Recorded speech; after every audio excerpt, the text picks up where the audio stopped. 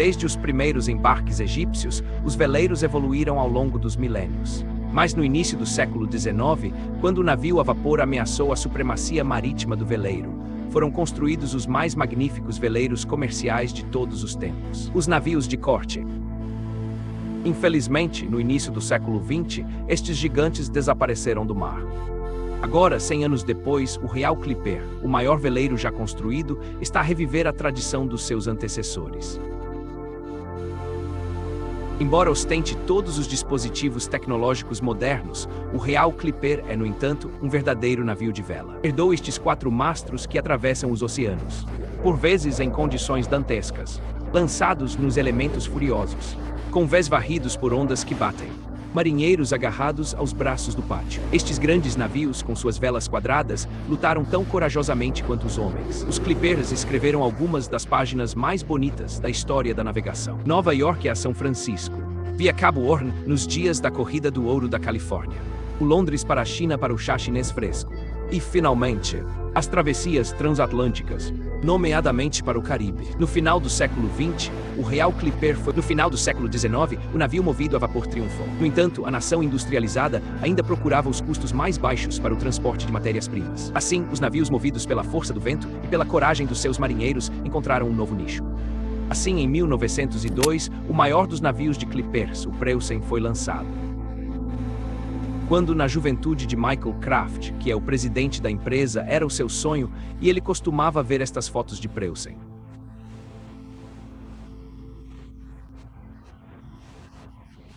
E ele diz que um dia ele vai construir esta nave.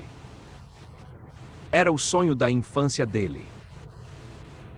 Ele conhecia o navio de cor na sua mente. Ele sabia exatamente o que queria. E às vezes era irritante. Mas quando se via o resultado, era sempre perfeito.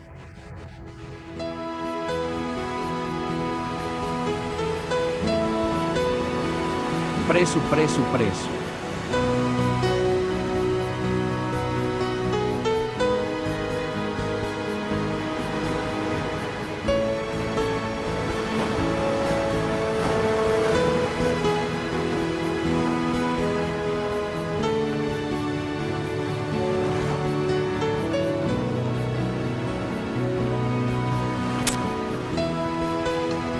É a primeira temporada de inverno, o Real Clipper traça um curso para as Índias Ocidentais. As caravelas de Cristóvão Colombo, os galeões dos conquistadores, as brigantinas dos piratas e os navios de escravos africanos. Durante 500 anos, o Caribe tem evocado os sonhos mais selvagens, bem como os pesadelos mais horríveis.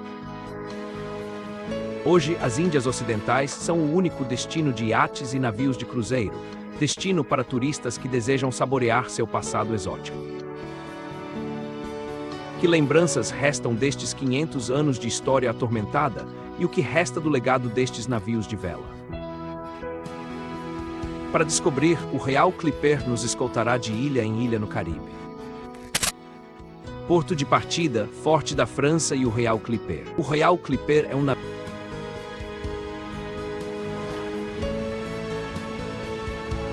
Porto de partida.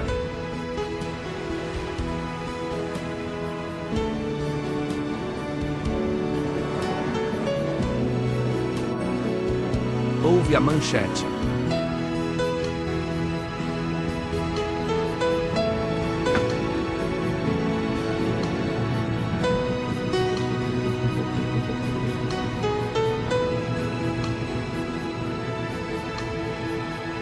Por causa de sua posição estratégica, o Forte de França tem sido um importante porto para navios de vela vindos da França desde o início da colonização francesa no século XVII. Até meados do século XIX, a frequência de chegadas e o tempo necessário para fazer a travessia transatlântica permaneceu bastante estático. No início do século XIX, a colonização francesa ainda estava em andamento. 2 tipos de embarcações fizeram cruzes transatlânticas. Os grandes navios de clippers tradicionais, que transportavam mercadorias e passageiros e faziam a viagem em 4 a 6 semanas. E os navios a vapor ingleses, ou navios de carga, que começaram a servir as rotas das Índias Ocidentais na década de 1840. Eles conseguiram fazer a viagem em 16 ou 17 dias. Para garantir à França um comércio direto e sustentável com os franceses, o Real Clipper foi o primeiro navio a ser construído. Napoleão III encarregou os irmãos Pereire de lançar a General Transatlantic Company. Em 1864, seu primeiro navio de cruzeiro foi projetado e construído especialmente para essa rota. Este navio de carga de passageiros foi equipado com os habituais 3 mastros e velas e nomeado Louisiana. Os navios que navegavam pelas Índias Ocidentais eram comumente chamados de goletas ou escuteiros, goaletes dos franceses. E embora houvesse várias classes, os ingleses se referiram a todas como goletas, independentemente de levarem 2, 3 ou 4 mastros.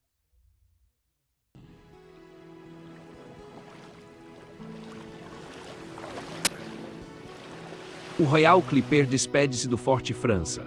No passado, era necessária uma tripulação de centenas de marinheiros para subir os braços do estaleiro nos 4 mastros e colocar as velas. O Real Clipper tem menos de 20 tripulantes, mas os muitos arremessos elétricos permitem que a tripulação desdobre 26 velas simultaneamente. No entanto, em caso de problema, a tripulação é treinada para subir aos mastros, como faziam nos velhos tempos. Estes são marinheiros experientes, muitos da Rússia, onde a tradição da vela ainda é ensinada nas academias navais. Com as suas 42 velas a voar no vento, o Real Clipper corta curso para Barbados.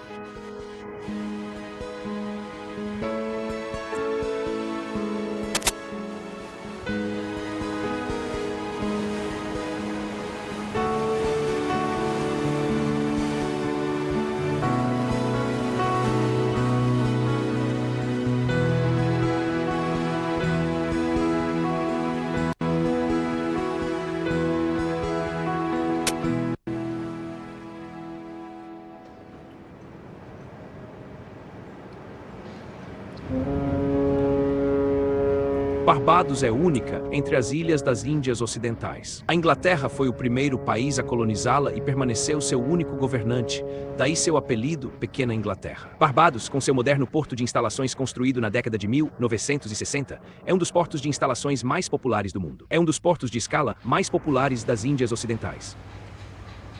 Afastado do tumulto do porto e dos enormes navios de cruzeiro, o próprio British Yacht Club é um refúgio tranquilo e muitas vezes a primeira parada para os marinheiros que atravessam o Atlântico.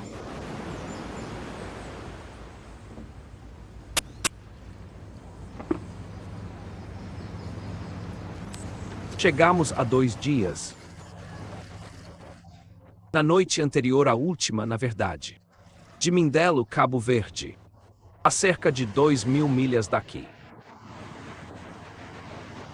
Fomos a Barbados para comprar suprimentos antes de irmos para Tobago, Granada e outras ilhas. Tenho toda a minha família aqui, a minha mulher e os meus 3 filhos estão a navegar comigo. Paramos em Cabo Verde, mas há pouca água disponível. Temos tudo o que precisamos aqui. Demoramos 13 dias para fazer a viagem. Mas o tempo passa depressa no mar. Nunca nos aborrecíamos.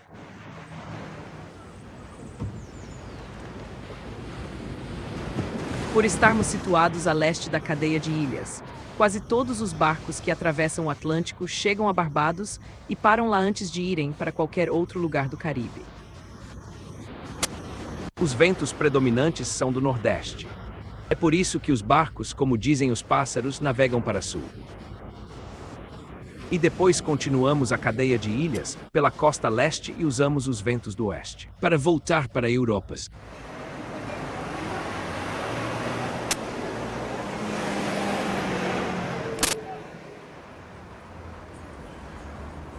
Os ingleses escolheram Barbados como sua colônia principal nas Índias Ocidentais por causa de sua posição estratégica. Bridgeton, a capital, tornou-se quase tão importante no século XVII quanto Londres ou Boston. Os ingleses consideraram-na o centro mundial do comércio de cana-de-açúcar.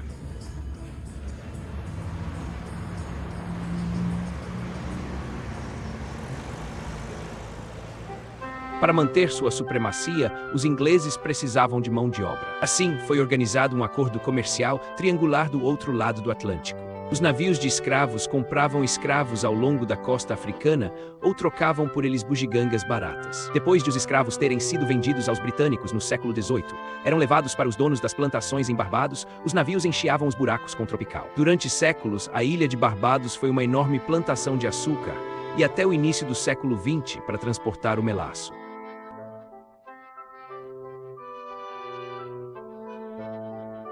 Ou rum destinado à exportação, eram utilizados barcos locais, as famosas goletas.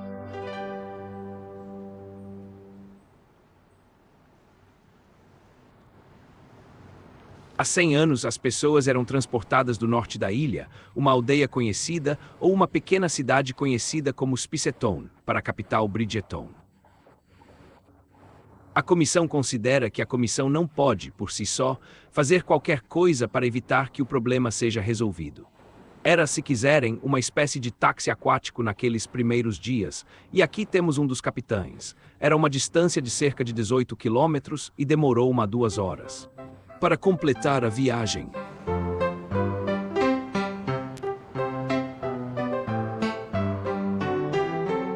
no final, o mercado da cana-de-açúcar declinou e, como em muitas outras ilhas das Índias Ocidentais, o turismo pareceu ser a única alternativa viável. O porto foi considerado uma praga para os novos hotéis, lojas e projetos de estacionamento e foi destruído. Junto com o porto, o ambiente emocionante que havia cercado os veleiros, navios de carga e goletas alinhadas ao longo do cais. A maior parte das atividades era feita por goletas, que traziam a carga, levavam o açúcar e o melaço para os grandes navios, e depois tínhamos burros, que eram os que traziam a carga.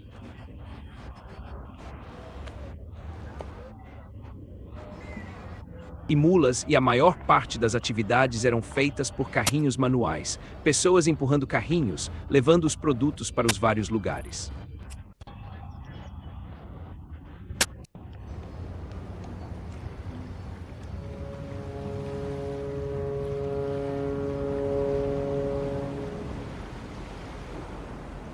É hora de dizer adeus a Barbados e voltar para o Real Clipper, onde passaremos a nossa primeira noite a bordo. Os poucos passageiros que transportavam tinham de se contentar com um mínimo de conforto e espaço. Embora o casco, mastros e convés do Prison tenham servido de modelo arquitetônico para o navio, a imaginação foi dada rédea livre no design do interior. A mistura sutil de mogno e cobre evoca o espírito dos navios de vela de uma época anterior. O átrio aberto, que se eleva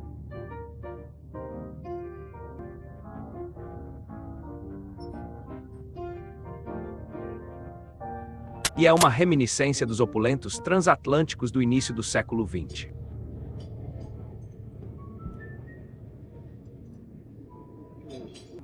Queres experimentar a lagosta lá em cima? Sim, é verdade. E depois não vou ter nada.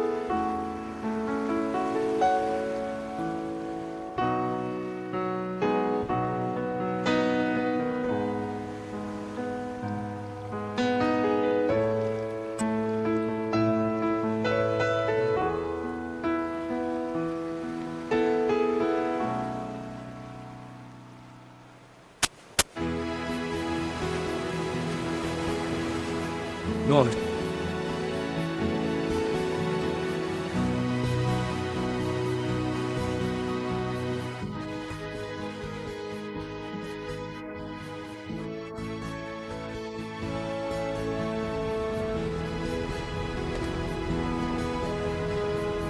O capitão dá o comando para baixar as velas.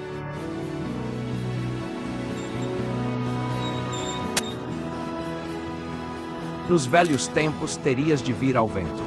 Não se pode navegar contra o vento. Teria sido diferente. Teria sido como se estivesses a fazer parte do local neste sentido. E isso pode ter levado um dia inteiro para chegarmos onde vamos em 1 hora. É bastante simples no momento. Aproxima-te do local e vamos à velocidade certa. E para mim, é claro, depois de anos e anos e anos, eu percebo imediatamente se está tudo bem. E dentro ou fora, estou com a nave. Estou com o navio. Talvez 80% do meu cérebro esteja a trabalhar e 20% a responder às tuas perguntas. É importante, não. O que queres que ancoremos ali? Está bem, está bem. Porta 20.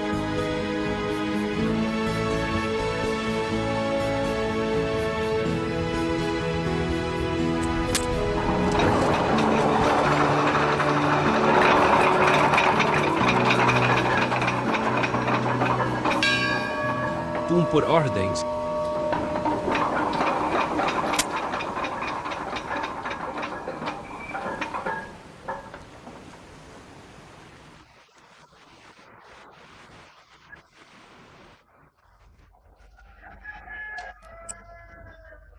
Parte 10, parte 10, parte 10.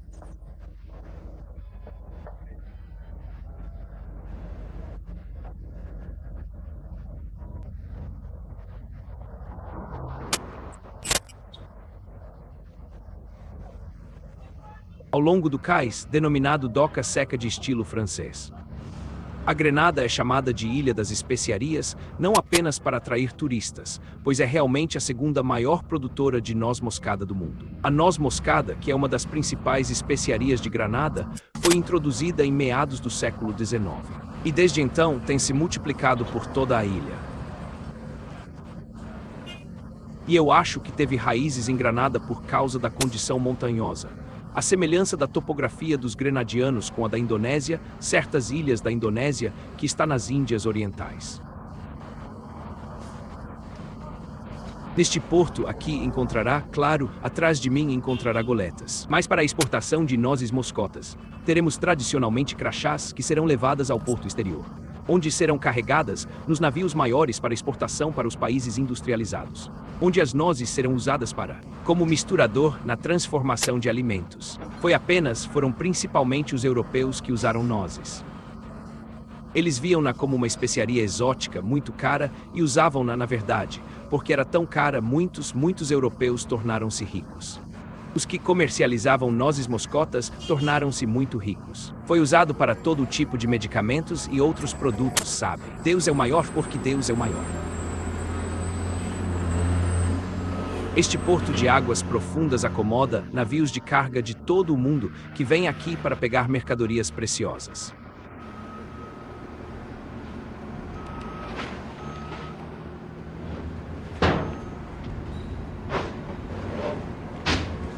A parte sul da ilha em torno de São Jorge está em expansão, graças ao turismo, enquanto o resto da ilha, especialmente o interior, depende da agricultura de especiarias.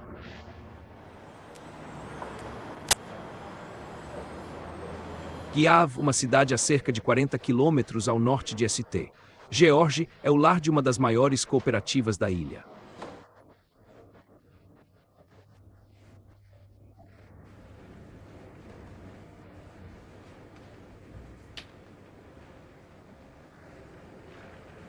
Lá no escuro do armazém, a preciosa especiaria é classificada, depois colocada em prateleiras longas, aguardando o processamento.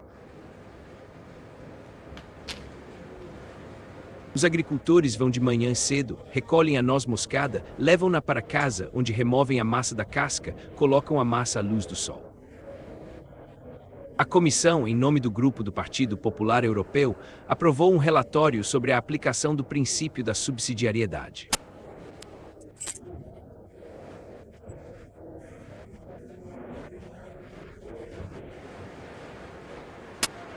A posição das nozes moscada na prateleira indica a data em que foram recebidas.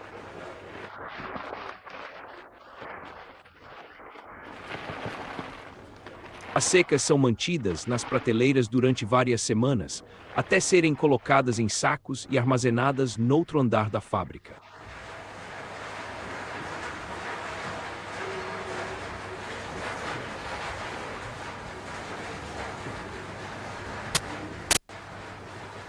Atraídos pelo ruído, entramos num outro mundo a poucos metros de distância.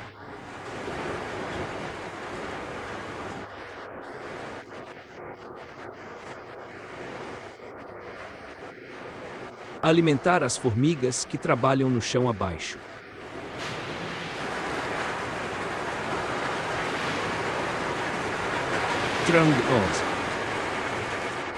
Succionadas no funil do moinho moídas, as conchas das nozes são parcialmente esmagadas, depois caem alguns metros mais abaixo na oficina.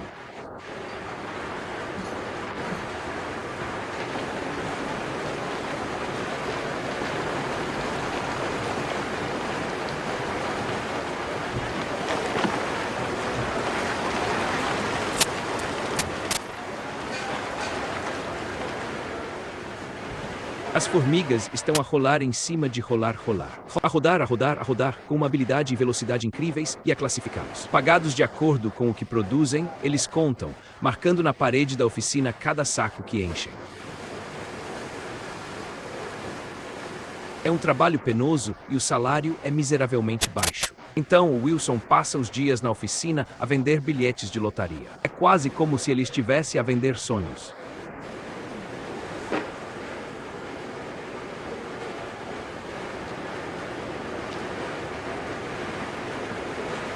Há um teste de água simples no final da linha de produção para determinar a qualidade da noz moscada. Os mais leves, os que flutuam, são destinados à indústria farmacêutica.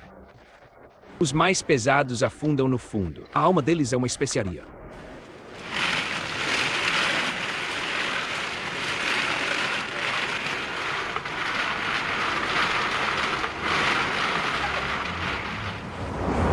Lá fora, longe do barulho e da escuridão da fábrica, Granada assume novamente sua beleza tropical. Não.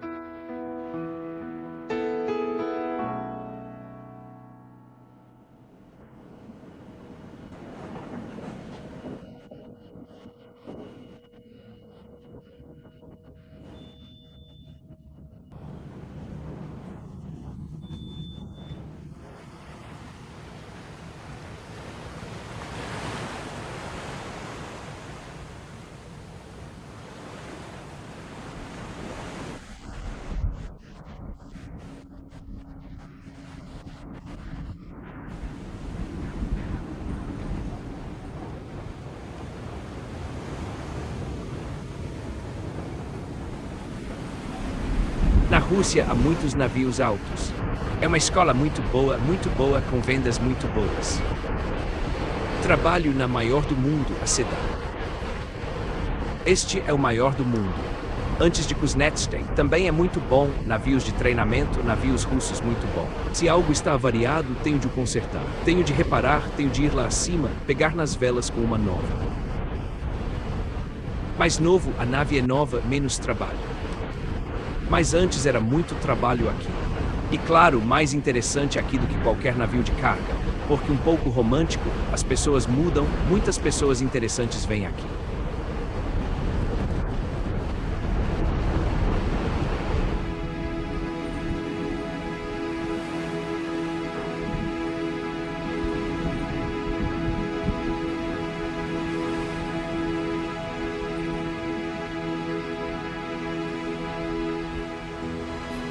O Real Clipper lança âncora numa pequena enseada chamada Indian Bay, a apenas alguns quilômetros de Kingston, a capital de São Vicente.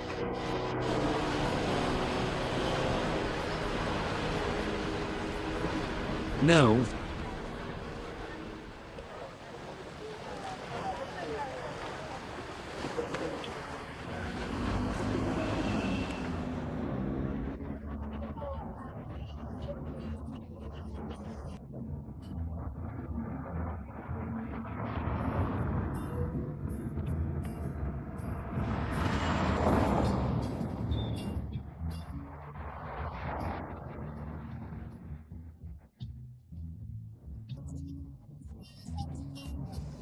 E dólares dos turistas recupera-se através da agricultura e da pesca.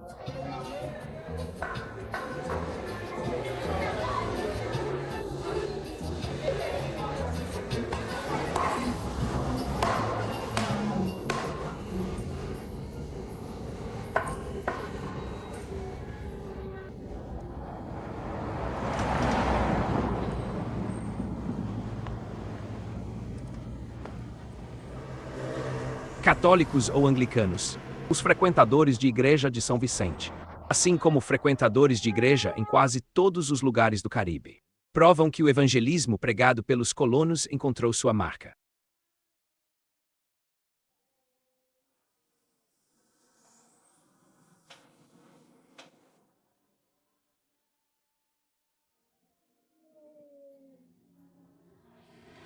No entanto, as atividades evangelísticas aqui em São Vicente falham. Até meados do século XVIII, São Vicente era território indiano. Ainda mais surpreendente, um grande número de escravos fugitivos, pessoas de pele marrom, encontraram refúgio aqui, incluindo os sobreviventes de um navio de escravos que naufragou nas proximidades em 1695, a caminho da ilha de Baquai. Reunidos pelos índios caribenhos, surgiu uma nova raça de pessoas chamada de caribes negros ou garifunas. Eles conseguiram repelir os ingleses até 1763, quando foram invadidos e deportados para a ilha hondurenha de Ratán.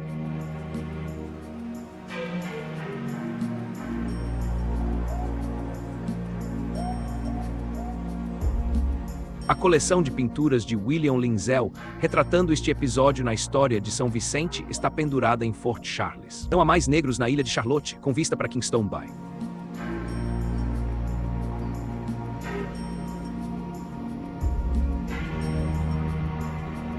Há quem discuta a origem dos garifunas. Uma história que tem sido transmitida por gerações descreve uma população africana que viveu em São Vicente, que precedeu a chegada dos escravos por várias centenas de anos.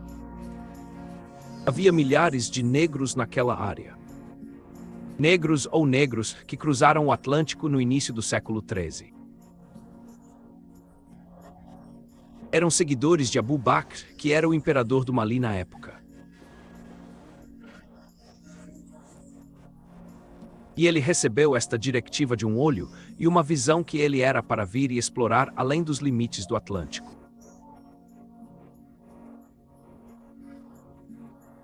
Que tocou a África Ocidental. Há várias histórias, mas a que me subscrevemos é que enviaram mais de 200 barcos com famílias, mulheres e crianças para explorar o outro lado do Atlântico.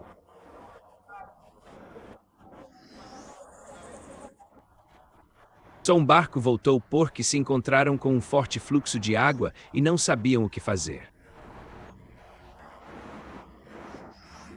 Voltaram porque ficaram assustados. Nenhum dos barcos voltou e Abu Bakr pensou que estava a quebrar uma promessa com o seu Deus. E depois equipou outra expedição, que chegou a esta parte do mundo em 1311.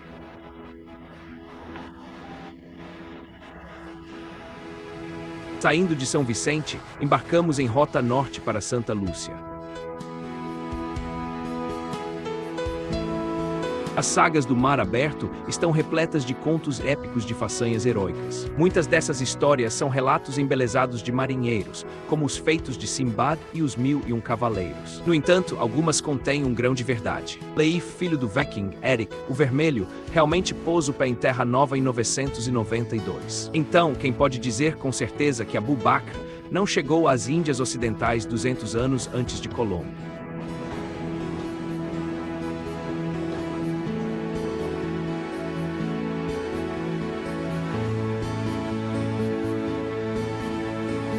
A história da viagem do Este é o Fim, sabes?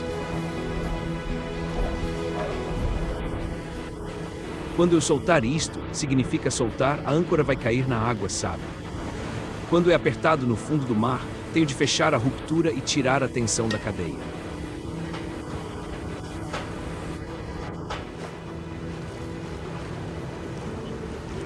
Se o vento for muito forte e o mar for muito agitado, nessa altura usamos as duas âncoras.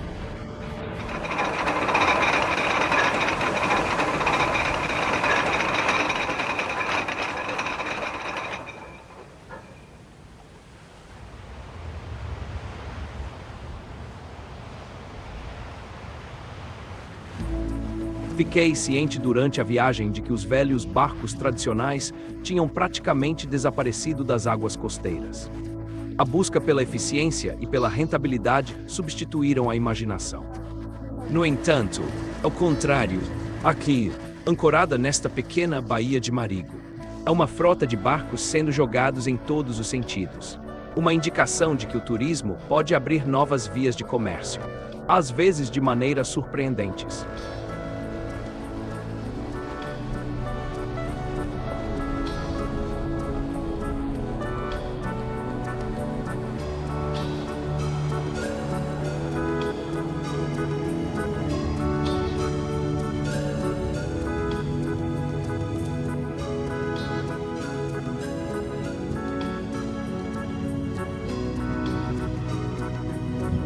O escultor de cocos secos é simplesmente um artesão que trabalha com matérias-primas que são abundantes e gratuitas.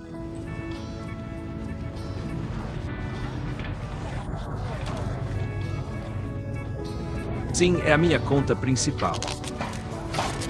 Tem de viver. Sim, é agudo. É assim que ganho dinheiro com o cruzeiro que vem. É assim que ganho a vida.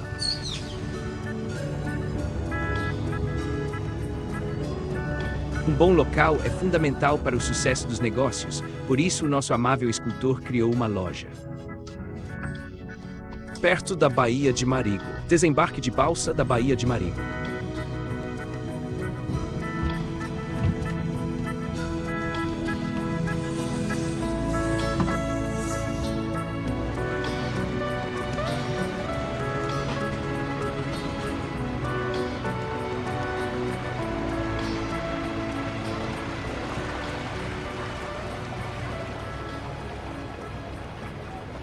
Muita gente gosta do ferry. Especialmente ir e voltar, eles acham divertido. Eu faço um monte de transportes de pessoas o dia todo. É um serviço 24 horas. E esta é a única balsa. Este é o único ferry com serviço 24 horas. O que posso fazer se quiser ir de um lado para outro? Bem, vais ter de nadar um pouco. É por isso que eles colocam o ferry em serviço 24 horas. Não há estrada para atravessar.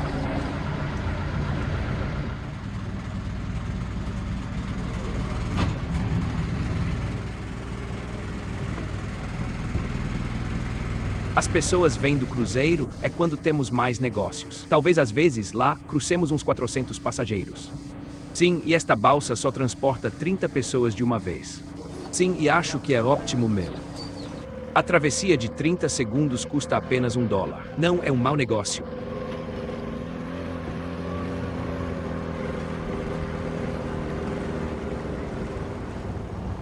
O turismo é muito importante para esta ilha agora, porque o turismo está a tornar-se uma das nossas principais indústrias para a ilha. Porque se não for o turismo ou a plantação de bananas, então a ilha e a economia é muito baixa, você sabe, na ilha. Neste momento, apreciamos muito o turismo. O meu desejo para a ilha é ver as pessoas, vocês sabem, motivadas da maneira certa e vocês sabem.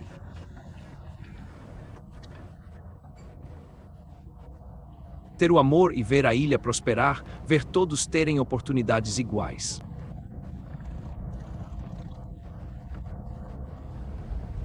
Tem medo de ver mais e mais turistas a virem aqui. Bem, meu irmão, não é nada como ter medo. É a realidade que o turismo tem de integrar na ilha.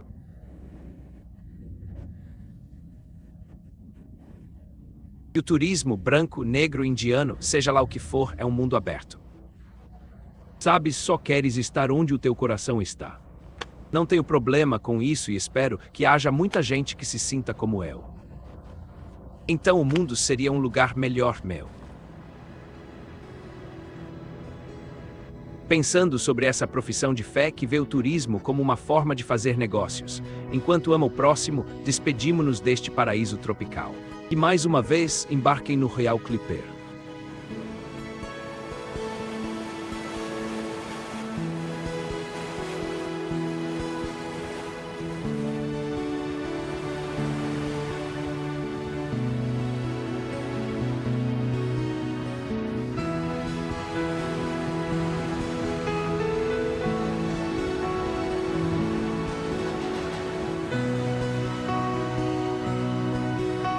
E espero que faça parte do mundo.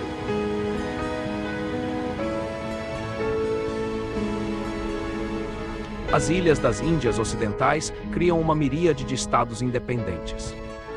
Isso torna difícil viajar entre as ilhas. Além dos iates e cruzeiros reservados para turistas, ainda há um barco de passageiros que garante transporte para a população local.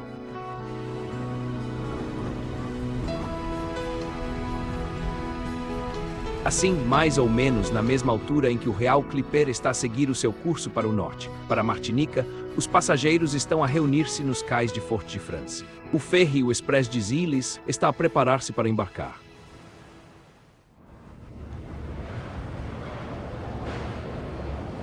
O barco, o L'Express des Îles, faz voos de ida e volta 5 dias por semana do sul da Martinica para Santa Lúcia, e também do norte da Martinica para o sul da França. Da Guadalupe, há uma ligação diária entre Fort-de-France e Point, da Pitre de 1 de dezembro a 30 e 1 de janeiro. Fomos os primeiros a oferecer serviço regular de passageiros entre estas ilhas. Havia outros barcos que navegavam entre o sul da Guadalupe, a Martinica e Santa Lúcia, e talvez entre Grande Riviera e Dominica, mas essas viagens não eram frequentes. Este é um caso excepcional. A clientela que apanha o autocarro expresso é principalmente local. Cerca de 70% dos nossos clientes são locais, principalmente famílias de férias. Escolhem este tipo de transporte principalmente por causa do preço. É metade do custo de voar.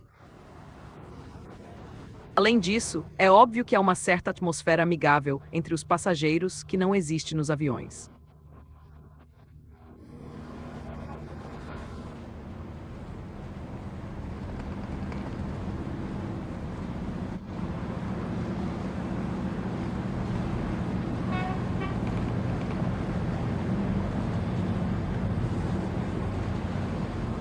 Nós.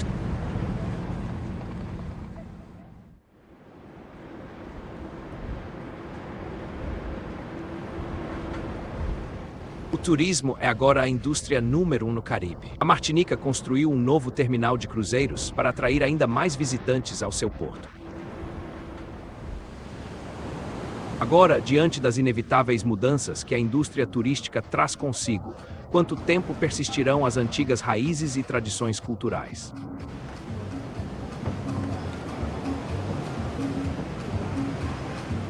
Na aldeia de Le Diamant, no lado sul da Martinica, a tradicional corrida de barcos de gome é um dos destaques do festival anual.